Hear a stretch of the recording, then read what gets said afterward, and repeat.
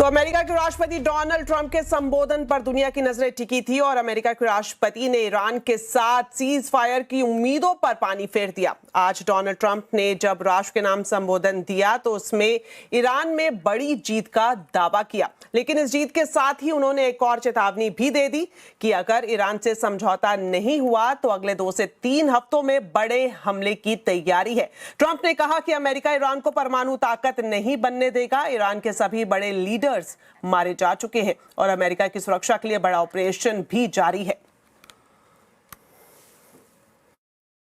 America और Iran के बीच चल रहे महायुद्ध के बीच डोनाल्ड ट्रंप ने बड़ा ऐलान किया है। ट्रंप का दावा है कि ईरान में उनका मिशन पूरा हो चुका है और ईरान पर उनकी ये जीत इतिहास की सबसे बड़ी जीत है। Our objectives are very simple and clear. We are systematically dismantling the regime's ability to threaten America or project power outside of their borders. That means eliminating Iran's navy, which is now absolutely destroyed, hurting their air force and their missile program at levels never seen before, and annihilating their defense industrial base. We've done all of it. Their navy is gone, their air force is gone, their missiles are just about used up or beaten.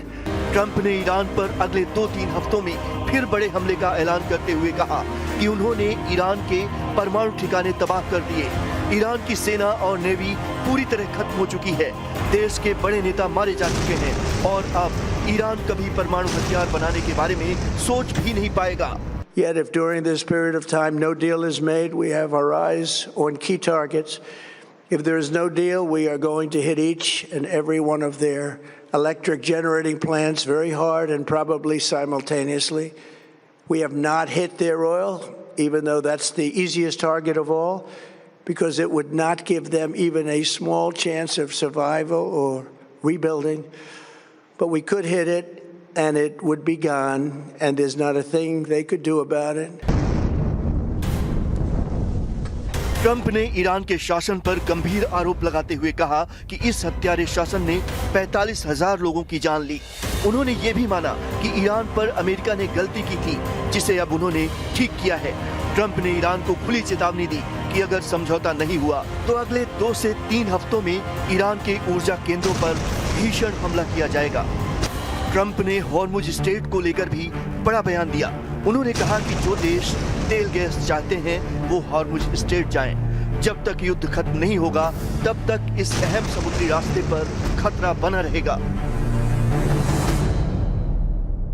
The countries of the world that do receive oil through the Hormuz Strait must take care of that passage. They must cherish it. They must grab it and cherish it. They can do it easily. We will be helpful, but they should take the lead in protecting the oil that they so desperately depend on. So to those countries that can't get fuel, many of which refuse to get involved in the decapitation of Iran, we had to do it ourselves. I have a suggestion. Number one, buy oil from the United States of America. We have plenty. We have so much. बड़ा सवाल ये है कि Trump के Iran पर जीत के ऐलान से महायुद्ध का अंत होगा या फिर ये एक नए टकराव की शुरुआत है।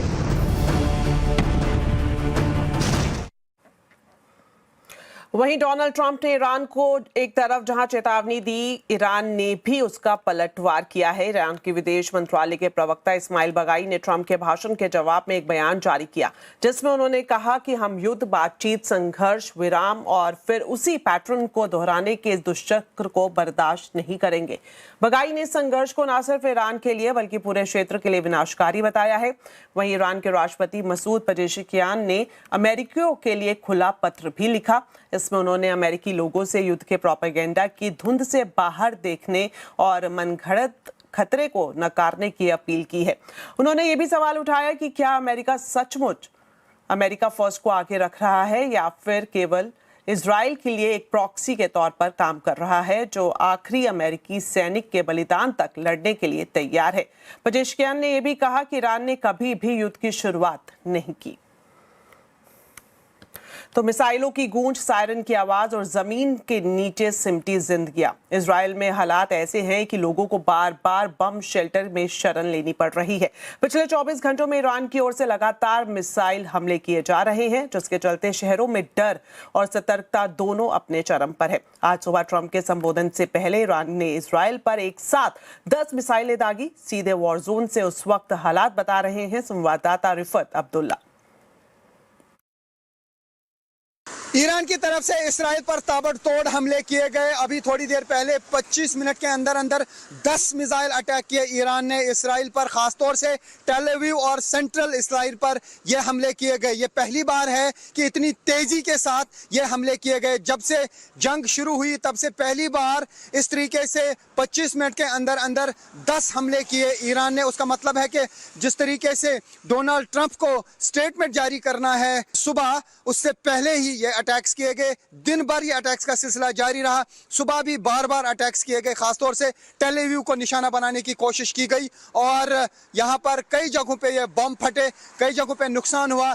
20-25 लोग सुबह से घायल हुए थे, कई जगहों पे नुकसान हुआ था। लेकिन अब शाम के टाइम यहाँ यानी इसराइल के टाइम के हिसाब से यहाँ पे 5 बजे से लेकर 5:30 तक 10 हमले हुए, बार बार अटैक किए गए और अब देखना होगा कि कहाँ कहाँ पे डैमेज हुआ है। तो उसका मतलब ईरान की तरफ से अब ताबड़तोड़ हमले शुरू किए गए हैं। हालांकि डोनाल्ड ट्रंप बार बार ये कह रहे हैं कि ईरान की कैपेबिलिटी कम हो गई है, लेकिन जिस रफ्तार से, जिस तेजी से इस वक्त एक के बाद एक 10 मिसाइल अटैक किए गए, उससे लग रहा है कि ईरान अपने मिसाइल अटैक्स में तेजी ला रहा है।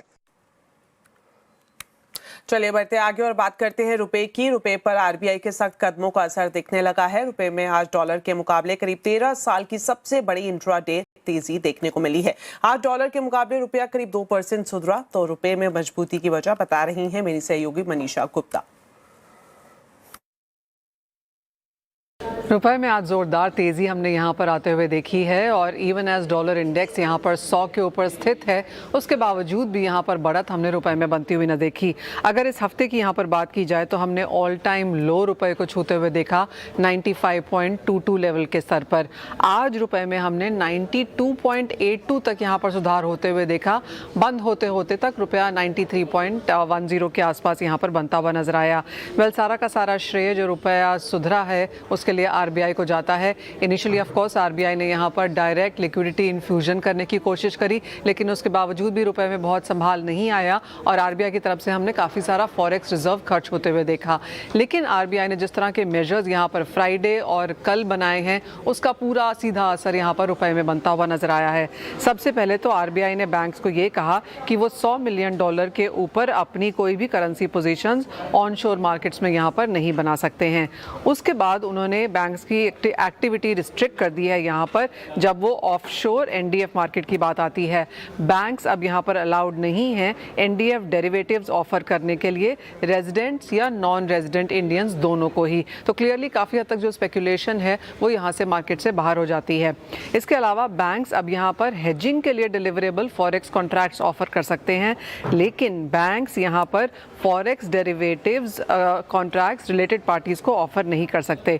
इसी के साथ साथ बैंक्स अब कॉरपोरेट्स और इसके साथ साथ दूसरे कस्टमर्स जो हैं उनको फॉरेक्स डेरिवेटिव्स जो एक बार उन्होंने कैंसिल कर दिए हैं उसको रीबुक करने की इजाज़त भी नहीं देता। तो काफ़ी स्ट्रिक्ट यहाँ पर नॉर्म्स को कर दिया गया है आरबीआई की तरफ से और उसी वजह से हमने रुपए को थोड़ी सी यहाँ पर लगाम लगते हुए भी देखा। एक्सपेक्टेशन अब यही है कि हम नियर टर्म रिकॉर्ड लो अब शायद यहाँ पर बना चुके हैं।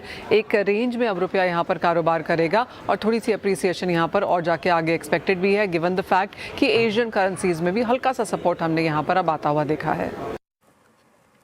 अब बात करते हैं शेयर बाजार की। आज बाजार ने आखिरी घंटे में शानदार कमबैक किया। सेंसेक्स और निफ्टी निचले स्तर से संभलकर मजबूती के साथ बंद हुए। निफ्टी निचले स्तर से करीब 520 पॉइंट संभला तो वही सेंसेक्स निचले स्तर से 1770 पॉइंट संभलकर बंद हुआ। बाजार का पूरा अपडेट बता रहे हैं आशीष चतुर्वेदी। देखिए, शुरुआत बड़ी कमजोरी के साथ आपको मार्केट में देखने को मिली, लेकिन आखिरी एक घंटे में क्या रिकवरी का ट्रेंड नजर आया। ये इंडेक्स को देखते हैं। निफ्टी बैंक ये हरे निशान में लौटा है। मिड कैप और स्मॉल कैप यहाँ पर भी देखें तो ऑफलोस बड़े शानदार रिकवरी आपको देखने को मिली। अब बात कर लेते हैं कुछ स्टॉक्स और सेक्टर्स की, तो यहाँ पर आप फोकस रखिएगा सबसे पहले जो पूरे सेक्टर स्पेसिफिक एक्शन है। अब इंडिया वेक्स यहाँ पर जरूर आपको 3% का मूव नजर आया, लेकिन अंत में डिफेंस पैक पूरी रिकवरी आई। पीएसयू बैंक में बहुत बड़ी शानदार रिकवरी, आईटी में इनफैक्ट आज 2.5% का मूव देखने को मिला। एफएमसीजी, रियल्टी ये 2.5-3% नीचे था, वहां से 1% ऊपर बंद हुआ है। मेटल स्पेस में भी देखें तो बढ़िया ऑफलोस का एक्शन नजर आया। वहीं बात करें निफ्टी के स्टॉक्स की तो लिस्ट आएगी आपकी स्क्रीन पर सामने, वो निफ्टी के स्टॉक जहां पर एक्शन भरपूर, इन्फोसिस है, विप्रो, टेक महिंद्रा और एचसीएल टेक, यानी आईटी का सहारा। वहीं गिरने वाले स्टॉक्स की बात की जाए तो फार्मा स्पेस से कुछ स्टॉक्स हैं, जैसे सन फार्मा है, इसने निराश किया। बाकी इटर्नल, एशियन पेंट्स और आयशर मोटर्स गिरावट के साथ बंद हुए। अमेरिकी राष्ट्रपति डोनाल्ड ट्रंप के ईरान को धमकी वाले बयान के बाद कच्चे तेल की कीमतों में एक बार फिर से उबाल देखने को मिला है। कच्चा तेल का भाव $108 के पार चला गया है। तो क्यों आया क्रूड में उबाल, बता रही हैं मनीषा गुप्ता। एक बहुत भारी तेजी के साथ यहाँ पर कच्चे तेल में कारोबार है। आपको बता दें कि कल $98 बैरल का प्राइस था और आज $108 पर बैरल का प्राइस है, यानी कि $10 की बढ़त हमने यहाँ पर पिछले 24 घंटे में आते हुए देखी है। और ज़्यादातर तेज़ी यहाँ पर यूएस प्रेसिडेंट की स्पीच के बाद है, जहाँ पर बाजार को लग रहा था कि शायद एक डी एस्केलेशन हम आता हुआ देखेंगे, लेकिन इसके बिल्कुल विपरीत यूएस प्रेसिडेंट ने कहा कि स्ट्रेट ऑफ हॉर्मुज़ खोलने की उनकी कोई मंशा नहीं है। उन कंट्रीज़ को स्ट्रेट ऑफ हॉर्मुज़ की चिंता होनी चाहिए जो वहां से तेल आयात करती हैं। 20% ग्लोबल मार्केट्स का जो तेल मूवमेंट है वो यहाँ स्ट्रेट ऑफ हॉर्मुज़ से होता है, जो पिछले 1 महीने से यहाँ पर ठप पड़ा है। और इसीलिए हमने देखा है कि वॉर से पहले जो कच्चे तेल के भाव $70-71 के आसपास थे, वो अब 100-108 के बीच में कारोबार करने लगे हैं। साथ ही साथ यूएस प्रेसिडेंट ने ये भी कहा कि अगले 2-3 हफ्ते में और भी ज़्यादा एस्केलेशन यहाँ पर कॉन्फ्लिक्ट में रह सकता है। अगर ईरान उनका पीस प्रोग्रेस नहीं मानता है तो फिर वो उसके ईरान के इलेक्ट्रिसिटी और जो एनर्जी फैसिलिटीज़ हैं उसके ऊपर भी यहाँ पर हमला बोल सकते हैं। तो बाजार ऑफ कोर्स इसकी वजह से थोड़ी सी जिटरीनेस में बनता हुआ नज़र आया है और कच्चे तेल के प्राइसेस इसलिए बढ़े भी हैं। मार्केट्स को ये भी लगता है कि अगर अगले 2-3-4 हफ्ते तक ये चल जाता है कि जैसे कि यूएस प्रेसिडेंट ने कहा है, तो जो करंटली $100 से $110 प्रति बैरल वाला कच्चा तेल है, ये आगे जाके 120, 125, 130 तक चला जाएगा अप्रैल एंड तक, अगर स्थिति ऐसी ही बनी रहती है तो। चलिए अब आपको एक और खबर दे दें। नोमुरा ने भारतीय मार्केट को डाउनग्रेड किया है। साल अंत तक बेस केस में निफ्टी के लिए 24,900 का लक्ष्य रखा है। साथ ही अर्निंग अनुमान भी घटाया है। पूरी रिपोर्ट बता रही हैं श्रेया ठाकुर। राइट और देखिए ये पहला डाउनग्रेड नहीं आया, इससे पहले गोल्डमैन सैक्स ने भी इंडियन मार्केट्स को डाउनग्रेड किया था और 29,000 से के जो टारगेट प्राइस है उसे कट कर 25,000 का स्तर बताया था। अब उसके बाद नोमुरा का ये डाउनग्रेड, तो ये कहीं ना कहीं जाहिर तौर पर बता रहा है कि ग्लोबल इन्वेस्टर्स का मूड अब बदल रहा है। तो 2026 के अंत तक निफ्टी का जो लक्ष्य है वो 24,900 का रख दिया गया है बेस केस में। नोमुरा के मुताबिक एस्टिमेशंस भी यहाँ पर अर्निंग्स के काटे हैं, 7.5% की कटौती की गई है। इनफैक्ट इतना ही नहीं, उनका मानना है कि आगे चलकर अगर ऑयल प्राइसेस ऐसे ही तेजी बनी रही ऑयल प्राइसेस में, तो अर्निंग्स में 10 से 15% का डाउन रिस्क दिख सकता है। अच्छा, सबसे बड़ा कंसर्न यही है भारतीय बाजार के लिए, ऑयल प्राइसेस। ईरान वॉर के चलते जिस तरीके से क्रूड में हमने उछाल देखा, साथ ही स्ट्रेट ऑफ हॉर्मुज़ का जो सिचुएशन है वो भी ठीक होता हुआ नजर नहीं आ रहा है। तो नोमुरा का मानना है ये बड़ी दिक्कत देगा आगे चलकर इंडियन मार्केट्स में। और सीधा असर देखने को भी मिल रहा है हाई एनर्जी कॉस्ट्स की बात कर लें आप, वीक ग्लोबल टेक साइकिल है, इसके साथ ही एआई कैपेक्स शिफ्ट, ये मिलाकर कहीं ना कहीं प्रेशर बना रहे हैं मार्केट पर। अब एआई का जिक्र किया है तो ये भी एक बड़ा कंसर्न है और सवाल उठा है ये कि क्या एआई इंडिया के डेमोग्राफिक एडवांटेज और कंजप्शन स्टोरी को पूरी तरीके से बदल देगा। ये अभी भी डाउट है नोमुरा के मन में, जिसके जवाब अभी तक मिले नहीं हैं, इसलिए एक बड़ा कंसर्न नजर आ रहा है। एक और इम्पॉर्टेंट चीज जो नोमुरा ने मेंशन की, तो इंडिया को पहले डाइवर्सिफायर के तौर पर देखा जाता था, स्ट्रॉन्ग डाइवर्सिफायर माना जाता था, लेकिन अब उनको लगता है कि इंडिया की हाई ऑयल डिपेंडेंसी की वजह से उनका जो रुझान है वो इंडिया की तरफ से उठ रहा है, उतना अट्रैक्टिव नजर नहीं आ रहा है भारतीय मार्केट। साथ ही अगर आगे चलकर मार्केट के रिटर्न्स ऐसे ही सबड्यूड रहे तो रिटेल पार्टिसिपेशन भी काफी वीक हो जाएगा। तो रिटेल पार्टिसिपेशन जो अब तक का सपोर्ट सिस्टम रहा है वो अगर वीक होगा तो वो एक और बड़ी नेगेटिव चीज होगी। इसलिए ग्लोबल लेवल पर जो ग्लोबल इन्वेस्टर्स हैं वो अपना रुझान शिफ्ट कर रहे हैं, उनको भारतीय बाजार ज्यादा अच्छा नहीं लग रहा। कोरियन मार्केट्स पे शिफ्ट हो रहे हैं। वो कह रहे हैं कि कोरियन मार्केट में जिस तरीके से हाल में हमने गिरावट देखी वो काफ़ी अट्रैक्टिव लग रहा है और अपॉर्चुनिटी वहाँ पर ज़्यादा नज़र आ रही है। और चाइना पर तो ओवर वेट स्टैंड अभी भी मेंटेन किया है। तो भारतीय मार्केट पर एक दूसरा डाउनग्रेड।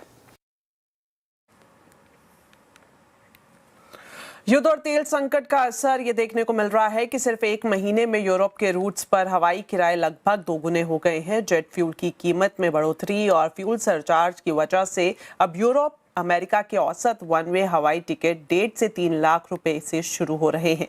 इस खबर की पूरी जानकारी दे रहे हैं संवाददाता रोहन सिंह। जी, समर डिमांड, फ्यूल सरचार्ज और जियोपॉलिटिकल टेंशन, इन सब का जो असर हुआ है वो ये कि यूरोप में रूट पे खास तौर पे जो हवाई किराए हैं वो एक महीने पहले के मुकाबले अब लगभग दोगुने हो चुके हैं। और यही असर जो बाकी अंतर्राष्ट्रीय रूट्स हैं वहाँ पे भी लगभग देखने को मिल रहा है। हमने एक महीने पहले से अभी का कंपैरिजन किया एयरफेयर का, वन वे नॉन स्टॉप का जो टिकट है। तो की रूट्स की अगर हम बात करें तो दिल्ली लंदन में अब जो किराए हैं वो लगभग 1.5 लाख का है। इंडिगो का जो फेयर है वो शुरू हो रहा है 2.2 लाख से, जो है वो एयर इंडिया का किराए शुरू हो रहे हैं, जबकि एक महीने पहले ये किराए 60,000 रुपये से शुरू हो रहे थे। दिल्ली से पेरिस की बात करें, अब जो किराए हैं 2.3 लाख से शुरू हो रहे हैं, जबकि एक महीने पहले ये 90,000 से 1 लाख के बीच में थे। दिल्ली फ्रैंकफर्ट की बात करें, किराए 2 लाख से शुरू हो रहे हैं। एक महीने पहले यही किराए 60,000 से लेकर 80,000 के बीच थे। दिल्ली न्यूयॉर्क, अगर अमेरिका के रूट की बात करें तो 2.7 लाख से ये अब शुरू हो रहा है। लगभग 3 लाख का आपको औसत टिकट मिल रहा है इस वक्त, जबकि एक महीने पहले यही 90,000 से 1 लाख का टिकट मिल रहा था। अगर कनाडा की रूट की बात करें, दिल्ली टोरंटो अब लगभग 1.4 लाख में मिल रहा है, जबकि एक महीने पहले यही 80,000 में मिल रहा था। अधिकतर जो टूर ऑपरेटर्स हैं उनका कहना है कि बहुत बड़ी संख्या में लोगों ने जो अप्रैल की बुकिंग है वो होल्ड पे डाल दी है। लोग इंतजार कर रहे हैं। हालांकि समर वेकेशंस की बुकिंग अभी से शुरू हो जाती है, लेकिन अभी 60 से 70% ऐसे लोग हैं जिन्होंने अपनी प्लानिंग को फिलहाल होल्ड पे डाला हुआ है। चलिए बढ़ते हैं आगे और बात करते हैं कमर्शियल एलपीजी की, जिसकी कमी का असर अब सब्जियों पर भी दिखने लगा है। होटल और रेस्टोरेंट की मांग घटने से बाजार में सब्जियों के दाम गिर गए और कई सब्जियां 20 से 60% तक सस्ती हो गई हैं। पूरी खबर बता रहे हैं असीम मनचंदा। वेस्ट एशिया में चल रही वार का असर लोगों की सब्जियों के ऊपर भी पड़ा। दरअसल सब्जियां काफी सस्ती हो गई हैं। इसके पीछे 2 कारण हैं। पहला, कमर्शियल गैस की कमी, जिसकी वजह से होटल और रेस्टोरेंट में अब जो मेन्यू है वो काफी लिमिटेड हो गए हैं। कुछ होटल और रेस्टोरेंट्स बंद भी हो गए, जिसकी वजह से वहां पर जो डिमांड थी उसके अंदर कमी आई है। और दूसरा सबसे बड़ा कारण है एक्सपोर्ट। भारत मिडिल ईस्ट देशों में काफी ज्यादा सब्जियों को एक्सपोर्ट करता है, जो कि जिसमें आलू, प्याज, टमाटर काफी ज्यादा एक्सपोर्ट किए जाते हैं। बाकी सब्जियां भी एक्सपोर्ट की जाती है। तो रास्ता बंद होने की वजह से उन सब्जियों का एक्सपोर्ट बंद हो गया और वो सब्जियां भारत के बाजार में वापस आ गई है। तो जिसकी वजह से सब्जियों के दामों में लगातार गिरावट आने की शुरुआत हो गई है। आलू पहले 20-25 रुपए किलो मिलता था, अब 17 रुपए किलो मिल रहा है। प्याज की अगर मैं बात करूं 30 से 35 रुपए किलो मिलता था, तो 27-28 रुपए के आसपास आपको प्याज मिल जाएगा। टमाटर 40 रुपए किलो के आसपास था, जिसके रेट घट करके अब 25 रुपए किलो आ गए हैं। उसके साथ साथ लौकी और पत्ता गोभी जैसी सब्जियों में भी काफी कमी आई है। तरबूज भी काफी उसके वजह से सस्ते हो गए। तो ये सारी सब्जियां लोगों के लिए काफी सस्ती हो गई हैं। तो आम आदमी है उसके लिए एक बड़ी राहत है, वो सस्ती सब्जियां खरीद सकता है। लेकिन हाँ, किसानों के लिए थोड़ी सी परेशानी जरूर है। असीम मनचंदा, CNBC आवाज, दिल्ली। चलिए इसी के साथ वक्त एक छोटे से ब्रेक का है, जल्द वापस लौटेंगे। आप देखते रहिए आवाज समाचार।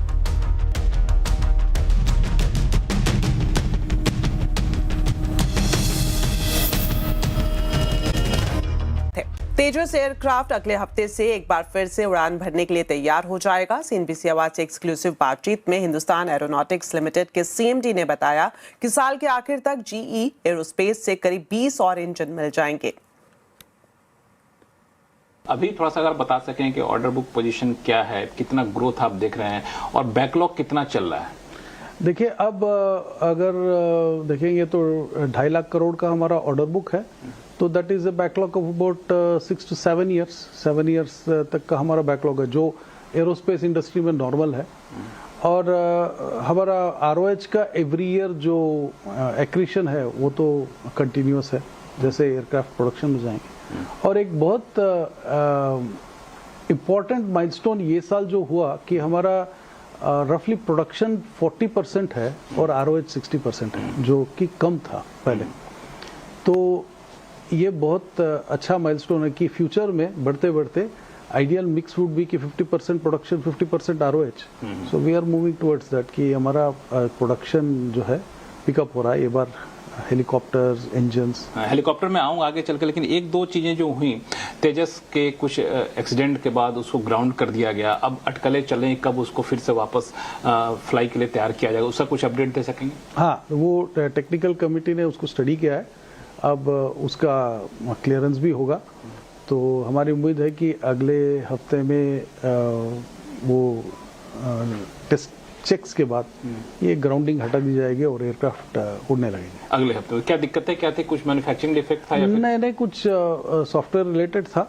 तो ये बहुत ही रेयर अकरेंस है, इसीलिए हम उसको स्टडी कर रहे थे कि क्या उसका रूट कॉज है, उसके लिए क्या करेंगे।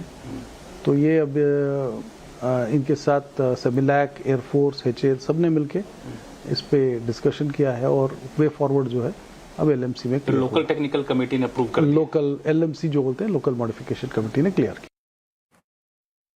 चलिए बढ़ते हैं आगे और आपको बता दें, navy chief admiral Dinesh Kumar Tripathi ने ऑपरेशन सिंदूर को लेकर बड़ा खुलासा किया है। उन्होंने बताया कि जिस वक्त 6 से 7 मई की रात भारतीय सेना ने पाकिस्तान के खिलाफ ऑपरेशन सिंदूर चलाया था और भारतीय वायुसेना ने पाकिस्तान और POK में स्थित 9 आतंकी ठिकानों पर जोरदार एयर स्ट्राइक की थी, ठीक उसी वक्त इंडियन नेवी भी पाकिस्तान पर बड़ा हमला करने वाली थी। भारत पाकिस्तान पर समुद्री हमला करने से सिर्फ कुछ मिनटों की ही दूरी पर था, लेकिन हमले से ठीक कुछ मिनट पहले पाकिस्तान की तरफ से सैन्य कार्रवाई रोकने की गुहार लगा दी गई, जिसकी वजह से इंडियन नेवी ने पाकिस्तान पर हमला नहीं किया। The period. It is now not a hidden fact that we were just minutes away from striking Pakistan from sea when they requested stoppage of kinetic action. Through swift and resolute actions during Operation Sindoor, the Indian Navy reinforced the nation's confidence and trust in its capabilities. इस बीच रक्षा मंत्री राजनाथ सिंह ने भी पाकिस्तान को कड़ी चेतावनी दी है कि operation सिंदूर अभी खत्म नहीं हुआ है। अगर पाकिस्तान ने भारत को छेड़ने की कोशिश की तो भारत छोड़ेगा नहीं। इस बार भारत पाकिस्तान पर निर्णायक कार्रवाई करेगा। और मैं आपको ये बतलाना चाहता हूं कि यह ऑपरेशन अभी बंद नहीं हुआ है। यदि किसी प्रकार की नापाक हरकत पाकिस्तान की तरफ से हुई तो हमारे सैनिक उसका मुंहतोड़ जवाब देंगे, जिसे वह कभी भूल नहीं पाएंगे। और मैं एक ही सेंटेंस में कहना चाहता हूं, इस बार जो होगा वो अनप्रेसिडेंटेड एक्शन किया जाएगा हमारी आर्मी के द्वारा। यह भी मैं साफ तौर पर मैं कहना चाहूंगा। चलिए इसी के साथ इस बुलेटिन में इतना ही, लेकिन जाने से पहले आपको बता दें आज के कंज्यूमर अड्डा के टॉपिक के बारे में। बिग टेक कंपनी ऑरेकल ने 30,000 लोगों को नौकरी से हटाया है। पिछले 1 साल में 80,000 से ज्यादा IT ले ऑफ्स हुए हैं। क्या इसकी एकमात्र वजह AI है? जानने के लिए जरूर देखिए आज का कंज्यूमर अड्डा शाम 5:57 पर।